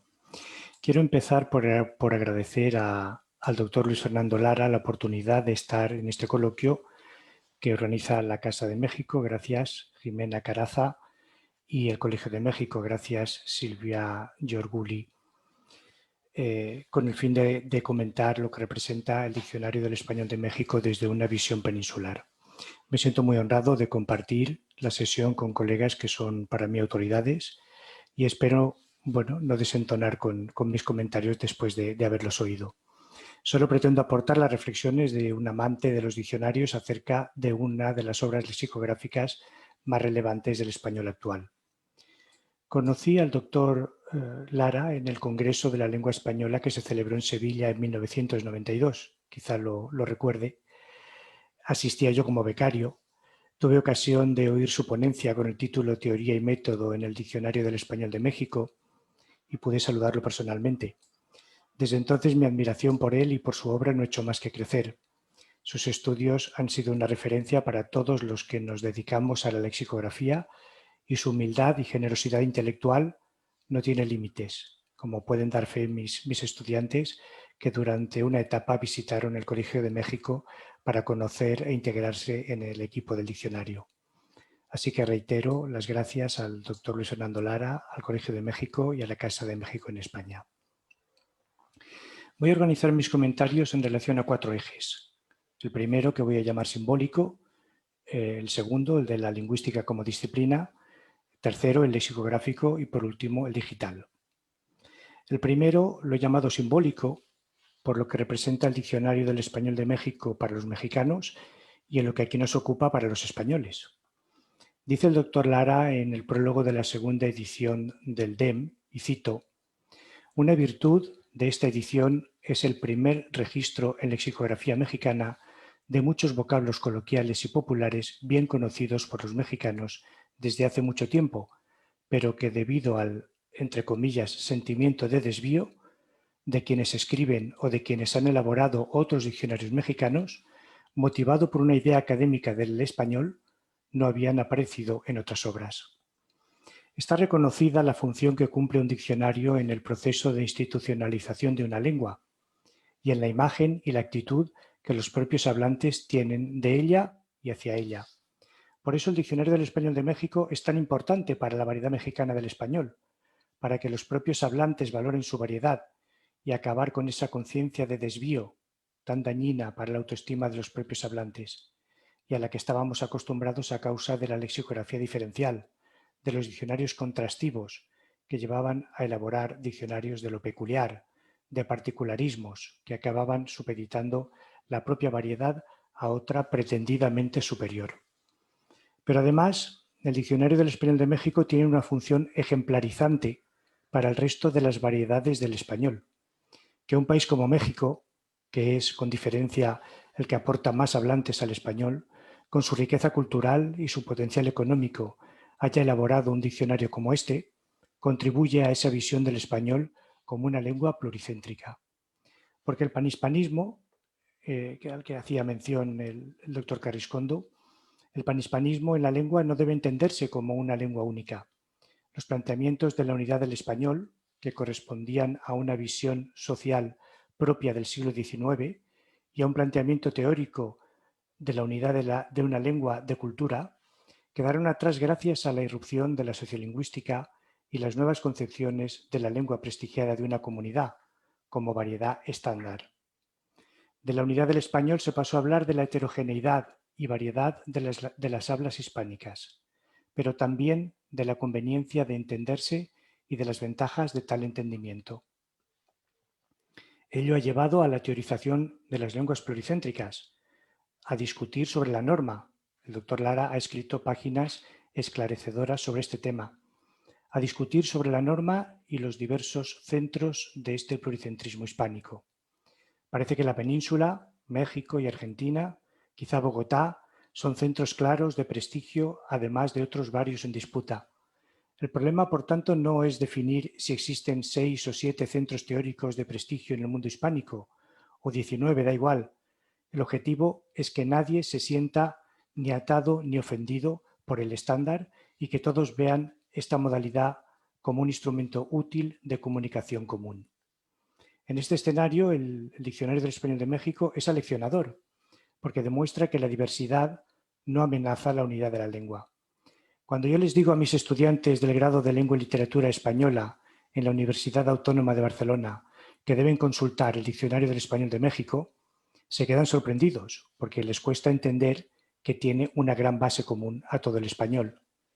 Si el doctor Lara pretendía corregir con su diccionario la conciencia de desvío del hablante mexicano, debe saber que su diccionario contribuye también a corregir la conciencia de centralidad del hablante peninsular, especialmente el del centro norte peninsular, y esa es una aportación que nunca le agradeceremos lo suficiente. El segundo de los ejes es el de la lingüística. Estamos acostumbrados a considerar que la lexicografía es una disciplina de la lingüística aplicada, y así aparece tradicionalmente supeditada a ella. Es el clásico debate entre ciencia y técnica, pero el Diccionario del Español de México ha demostrado que se trata de una falsa dicotomía, ya que durante los años que ha durado su elaboración, el equipo de investigadores del diccionario, con el doctor Lara a la cabeza, han creado un cuerpo de conocimientos teóricos que ha dotado a la lexicografía del español de un importante aparato crítico. Así que el Diccionario del Español de México no es que sea un producto de la lingüística aplicada, sino que crea teoría lingüística, instrumentos, recursos para la propia lingüística a partir de la práctica. El tercero de los ejes es el lexicográfico. Se suele repetir que la lexicografía es una disciplina anclada en la tradición. Y así es sin duda, porque sería absurdo tirar por la borda siglos de tradición lexicográfica. Pero no basta con repetir lo que han hecho otros, lo que se ha hecho antes, sino que hay que atreverse a abrir caminos nuevos. Y así lo ha hecho el Diccionario del Español de México, un diccionario que no se concibió a partir de otros diccionarios, sino que fue pionero a la hora de partir de un corpus de textos informatizados para tener una visión descriptiva de la lengua de acuerdo con los presupuestos de la lingüística contemporánea. Y además, algo que me resulta especialmente grato porque, como mencionaba Silvia, mi grupo de investigación estudia la lengua de la ciencia y de la técnica, el Diccionario del Español de México muestra ese afán descriptivo de la lengua, no de la lengua literaria convertida en modelo de prestigio, que lo es, sino de la lengua utilitaria, como demuestra que contenga en su corpus más textos de ciencias que literarios y que incluya textos periodísticos, políticos, etnográficos, orales. El resultado es una lengua más cercana a la realidad de los hablantes. Es verdad que los corpus pueden quedar desactualizados, aunque el doctor Lara anunciaba antes que disponían de un segundo corpus que abarca hasta 2019, si lo he entendido bien. En todo caso, hoy podemos disponer de corpus enormes actualizados como el Corpus 21 que mencionaba, a los que el Diccionario del Español de México puede acudir, pero siempre sobre la sólida base del trabajo inicial. Y en esa línea, el Diccionario del Español de México ha renovado la lexicografía del español en varios aspectos, por ejemplo, en el campo de las definiciones. El doctor Lara es una autoridad de prestigio internacional en el debate entre enciclopedia y diccionario. El planteamiento de la definición en el Diccionario del Español de México difiere claramente de la división entre léxico y enciclopedia en las definiciones de la llamada Escuela Lexicográfica Española, personificada por las propuestas del profesor Manuel Seco y su escuela, que a su vez sigue la escuela francesa de Gay Debord. Pero no todo el mundo del dominio lexicográfico español está de acuerdo con ello. Las definiciones del Diccionario del Español de México, en las que se dan datos culturales sobre los conceptos, como ha mostrado el doctor Lara, y en las que no es un dogma la llamada ley de la sustitución, en las que no hay reparos a la hora de interrumpir una definición con un punto y seguido, esas definiciones son más naturales y resultan más cercanas al lector del diccionario. Recordemos la concepción del diccionario que tiene el doctor Lara como objeto social. El DEM ha renovado la lexicografía del español también en lo que se refiere al léxico marcado. Recoger y marcar palabras groseras, populares, ofensivas, supone un interés por describir la lengua como es, desde la posición del científico que no pretende decirle al hablante que es, como decía el doctor Carriscondo, el verdadero dueño de la lengua, no pretende decirle al hablante cómo debe emplearla, pero a la vez, por muy descriptivo que sea, se convierte en norma y deja constancia de los usos de las palabras, advirtiendo siempre en qué contextos deben usarse. Y el DEM ha renovado, en fin, la lexicografía del español también a la hora de proporcionar ejemplos a las acepciones. Se ha citado muchas veces las palabras de Voltaire, repetidas por Pierre Larousse, de que un diccionario sin ejemplos es un esqueleto. Y aunque es un principio reconocido y la mayor parte de los diccionarios actuales los incorporan, el hecho de que el diccionario de la lengua española de la Real Academia siga adoleciendo de la escasez de ejemplos hace que la práctica del diccionario del español de México sea más destacable. No es este el momento de analizar si técnicamente las definiciones podrían seguir otros esquemas, si el DEM podría ser más generoso a la hora de recoger léxico marcado, la dificultad estriba en lo dinámico del léxico coloquial y las limitaciones del corpus, o de determinar si los ejemplos están bien seleccionados o tienen la estructura adecuada. Todo diccionario es mejorable. Lo importante es destacar la innovación que el Diccionario del Español de México representa en estos aspectos. Y acabo con el punto de vista digital. El Diccionario del Español de México es también pionero en el uso de lo digital para su elaboración y en la implementación de los recursos digitales para su consulta. Cuando la mayoría de los diccionarios del español, incluido el de la Real Academia, miran Internet con recelo, el Diccionario del Español de México ofrece un acceso a la consulta que lo convierte en un recurso formidable no solo para el hablante, sino también para el investigador. Permite búsquedas no solo en la entrada, sino en las locuciones, en las definiciones, en los ejemplos, convirtiendo el texto del propio diccionario en un inmenso corpus. Además, el acceso a la información a través de la categoría gramatical, del territorio en el que se usa un vocablo, de la materia en la que pertenece o del nivel de lengua en que se utiliza, facilita un acceso onomasiológico al léxico que solo el diccionario de la Academia puede igualar a través de la plataforma Enclave RAE, pero con dos diferencias. Mientras que Enclave RAE es una plataforma reciente, el Diccionario del Español de México ofrece estas prestaciones desde hace años, y mientras que la Real Academia lo hace a través de una plataforma de pago, el Diccionario del Español de México lo hace gratuitamente.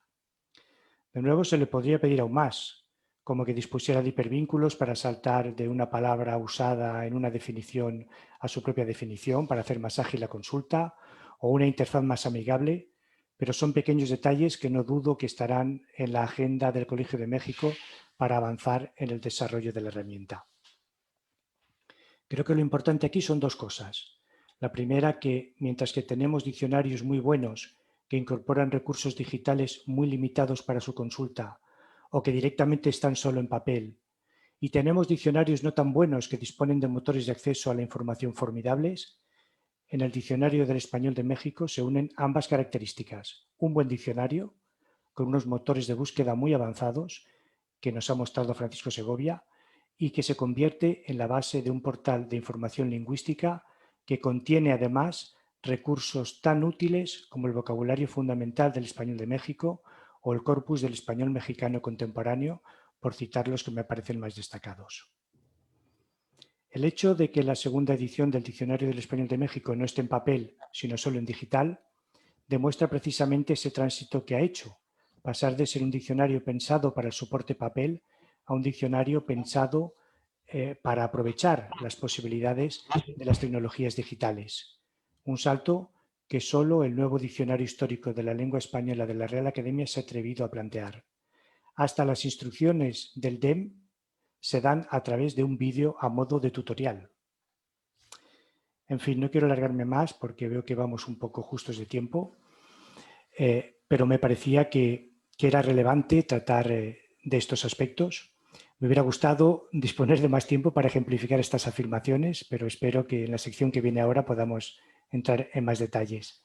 Reitero mi agradecimiento a la Casa de México en España, al Colegio de México y al doctor Luis Fernando Lara por la oportunidad de participar en este coloquio. Doctor Garriga, muchísimas gracias por su participación. Muy interesante. Usted nos habla de la riqueza de este diccionario, de lo dinámico que es, de las ventajas que propone y sobre todo subrayando esta cuestión de la información lingüística. Muchísimas gracias, doctor. Le agradecemos mucho. Bueno, ahora precisamente tenemos como 10 minutitos más o menos para una reflexión general. Tal vez le daría al doctor Lara la palabra por si quiere expresarse en torno a lo que se ha dicho aquí. Muchas gracias. Lo haré muy brevemente porque para mí es muchísimo más enriquecedor escuchar a Francisco Carrascondo y a Cecilio Garriga. En primer lugar, les agradezco a ambos el trabajo que se han tomado de revisar nuestro trabajo y destacar algunas de sus ventajas. Han sido muy amables al no señalar algunas deficiencias que seguramente tendremos. En particular, ya sabemos que el ámbito de la definición, entre la definición del diccionario de lengua y el diccionario enciclopédico, es un ámbito enormemente resbaloso y muchas veces entre nosotros mismos, en nuestro equipo, discutimos ciertos intentos de cualquiera de nosotros por ampliar la definición en términos enciclopédicos y olvidarnos de lo que Francisco Carrascondo señalaba como significado estereotípico.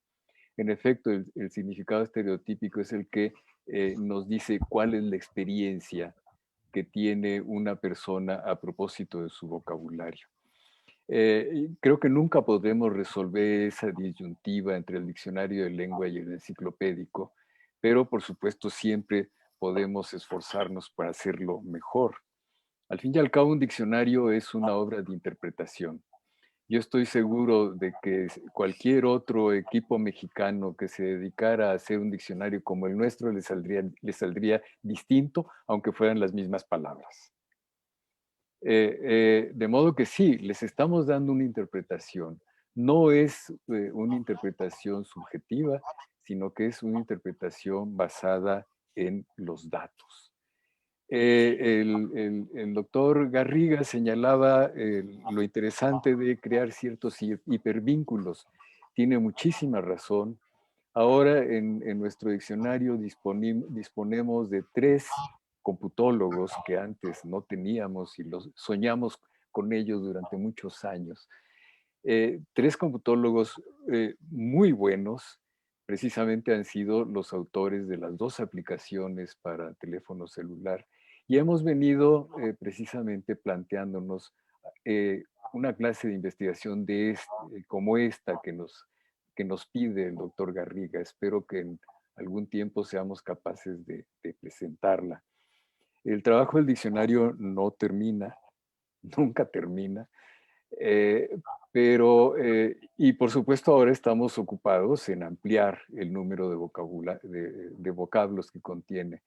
Sin embargo, sí, ya nos estamos planteando varias investigaciones que van ligadas a nuestro trabajo, precisamente en la dirección de lo que señala el doctor Garriga, incluso en cuanto a las interfaces.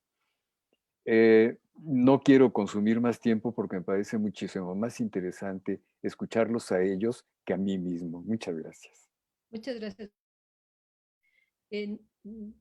Doctores, no sé si quieren hacer algún comentario. Francisco, Segovia, hay 2 Franciscos. No se oye. Doctor Carrascondo, no se oye. Sí, ahora sí. Bueno, nada, simplemente coincido con el doctor Garriga en que si tuviéramos más tiempo podríamos haber ejemplificado con más datos, con, digamos, evidencia ilustrativa, todo lo que hemos comentado en este conversatorio, ¿no?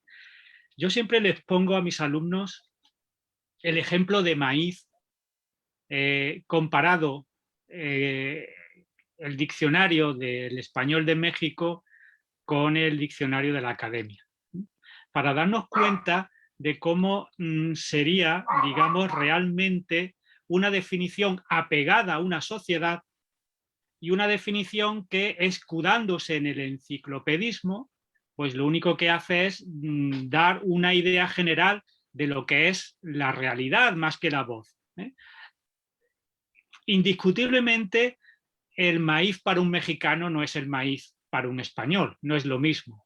Es decir, incluso si los mexicas tenían divinidades dedicadas al maíz, ¿cómo va a ser igual el maíz para la sociedad mexicana que para la sociedad española? Es imposible. Entonces, claro, el DLE, con esa pretensión de abarcar todo, y en España tenemos un refrán que es el que mucho abarca, poco aprieta. No sé si en México tendrán algo parecido, ¿no? Pues bueno, esa pretensión de abarcar todo, pues al final no se aprieta nada, ¿no? Entonces, bueno, si nosotros vamos a la definición del diccionario de la Academia de Maíz, pues aparece con todos esos rasgos enciclopédicos que en cierto modo también comparte con el DEM, y dice planta de la familia de las gramíneas, que procede de América, que mide entre 1 y 3 metros de altura, de tallo cilíndrico y nudoso. Al final una descripción enciclopédica y luego después nos vamos a la segunda acepción y aparece simplemente grano de esta planta. Y si nos damos cuenta de la diferencia entre, porque la segunda acepción digamos que es la relevante. Dice el diccionario de la Academia grano de esta planta. Pero bueno, es que con el grano de esta planta en México se hacen maravillas. Se hacen, digamos, maravillas culinarias. Se aprovecha no solamente el grano, sino que se aprovecha la panocha, lo que llamamos en español de España panocha. Se utiliza la hoja seca del maíz. Nada de eso que en España también, en cierto modo, también se aprovecha. Antes se hacían colchones con hoja seca de maíz, lo que se llamaba la farfolla, que ya pues esa palabra tiene ahora otras connotaciones, pero la farfolla originalmente era la hoja seca del maíz. Es decir, todas esas utilidades que el mexicano le ha dado a la planta, en España también se comparten, pero según el dictamen académico, esa información no es relevante, mientras que sí es relevante para el diccionario del español de México. Conclusión, vuelvo de nuevo a ese dogmatismo. No es que no se sepa que hay otra forma de hacer las cosas, es que simplemente por dejadez, por inercia, por cierta, digamos, desidia, no se quieren hacer las cosas de otra manera. Y nos apegamos a la definición enciclopédica, nos aferramos a ella porque es la solución más cómoda para el lexicógrafo. Pero al final, ¿en qué estamos convirtiendo los diccionarios? Los estamos convirtiendo en enciclopedias. Me da igual ir a, ¿qué digo yo?, a la británica o ir al diccionario de la lengua española, que para ambos tipos de obras el maíz va a ser lo mismo. Y yo creo que ese no es el camino adecuado para la lexicografía. Muchísimas gracias, Nada. doctor, muy amable, interesante su participación. Sí. Doctor. Sí, bueno, yo creo que volviendo a la intervención del doctor Lara y retomando también lo que dice el doctor Carriscondo, yo creo que la dicotomía entre la definición lexicográfica y la definición enciclopédica es artificial. Es decir, lo necesario en el caso de los diccionarios de lengua creo que es conseguir un equilibrio adecuado pensando en quién es el usuario de la obra, ¿no? Ni es un científico, ni es un lingüista, y entonces ese equilibrio es difícil de conseguir. Pero la lengua, las palabras, especialmente, como es lógico, los sustantivos, hay que definirlos haciendo referencia a la realidad. Entonces no podemos huir de la enciclopedia ni podemos recrearnos en ella, ¿no? Yo creo que ahí el el Diccionario del Español de México. Por eso es un logro, ¿no? Porque en muchos casos, siempre, claro, si miráramos palabra por palabra, podríamos discutir casi en cada una de ellas, ¿no? Pero consigue ese equilibrio en el que buscar los conocimientos que son relevantes para una sociedad, para identificar qué es un determinado objeto, un concepto, le llamemos prototípico o no, como decía Carrascondo, bien, de acuerdo, pero la cuestión es esa, ¿no? Que creo que atrincherarnos, ¿no? en ese debate entre enciclopedia y diccionario, entre definición lexicográfica y enciclopédica, solo nos lleva a unas rigideces que no hacen ningún bien al diccionario como instrumento dirigido al hablante normal y corriente, digámoslo así, ¿no? Muchísimas gracias, doctor. No sé si Francisco Segovia quisiera decir algo. Bueno, sí, quisiera decir dos cosas. Uno es esa inveterada, ese inveterado silencio en las citas de las obras, no no es solo de la lexicografía. Si uno consulta cualquier estudio, cualquier ensayo, cualquier escrito en España, no hay ya, no sé si es una política de las editoriales, pero no hay en general ninguna cita bibliográfica mexicana, ningún traductor mexicano, ningún traductor argentino, ningún traductor peruano. Siempre citan en la bibliografía obras publicadas en España. Eso es, quiero decir, no es solo una cuestión de la lexicografía, es una cuestión más general, mucho más amplia.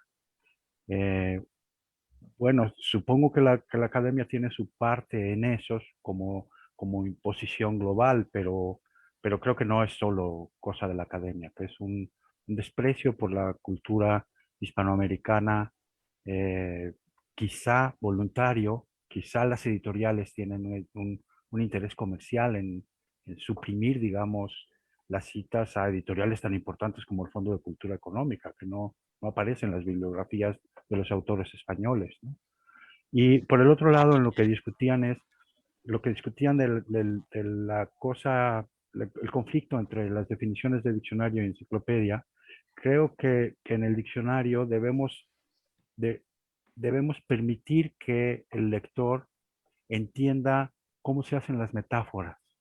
Es decir, en la definición de perro y gato debe haber algo que nos deje saber por qué decimos están como perros y gatos, pelean como perros y gatos. Si no damos esa información, o por qué decimos que alguien tiene ojos de gato, ¿no? Si esa información no está en la definición, no se puede mirar la lengua en su creatividad, digamos. Ni en su creatividad en el momento de la creación, ni en su creatividad que luego se fija en locuciones o expresiones. De modo que sí, el diccionario roza todo el tiempo el diccionario cultural, lo que Alain Rey llamaba diccionario cultural, ¿no? Sin llegar a ser una obra realmente filológica, como sí es el diccionario cultural de Alain Rey. Sí toma en cuenta esos rasgos de la definición para que el lector pueda imaginarse la riqueza metafórica a que da pie a una palabra. Eso es todo. Muchísimas gracias. Muchísimas gracias, Francisco. Muy interesante, perdón. Al parecer no hay preguntas del público, entonces quisiera darle las gracias. En primer lugar, a la maestra Jimena Caraza por su hospitalidad y por haber abierto las puertas de la Casa de México para este diccionario. Y a la doctora Silvia Giorguli, perdón, Silvia. Estaba yo pensando en otra cosa. Está bien, no te preocupes. Gracias también por haber participado y por quedarte todo el tiempo con nosotros. Muy interesante el trabajo que has auspiciado en el Colegio de México. Desde luego al doctor Lara por el trabajo de él y de toda su gente en particular, y a los doctores Carrascondo y Garriga por su participación. Muchísimas gracias. Y por último, le daría la palabra a Jimena Carrasco por si quiere decir algo. Pues la verdad que ha sido pues un coloquio muy interesante. Yo agradecer a todos ustedes, reiterarles que la Casa de México es la casa de todos nosotros, es la casa donde espero recibirlos y donde espero que hagamos mucho de este tipo de coloquios y podamos presentar en vivo y en directo este gran diccionario, el famoso DEM, como está bautizado. Gracias, Silvia Yogul. Gracias a todos los participantes. Doctor, felicidades. Es realmente un gran regalo que el Estado está haciendo a México y qué gusto poderlo presentar en la Casa de México. Muchas gracias. Muchas gracias, hasta luego. Hasta A ver, luego. doctor Lara. Solamente quiero decir, no es obra mía, es de todo mi equipo. Sí, sí, así es. Bueno, es cierto, a todo el equipo. Pues así llega a su fin una lectura española del Diccionario del Español de México. Muchísimas gracias, hasta luego. Gracias. Muchas gracias. Hasta luego, qué gusto verlos. Igual. Ya les dejaron tarea, a los del DEM en los comentarios, elegantemente les dejaron tarea. Gracias a Bien, todos. cuídense mucho, cuídense mucho. Adiós. Adiós, Adiós. hasta luego. Adiós.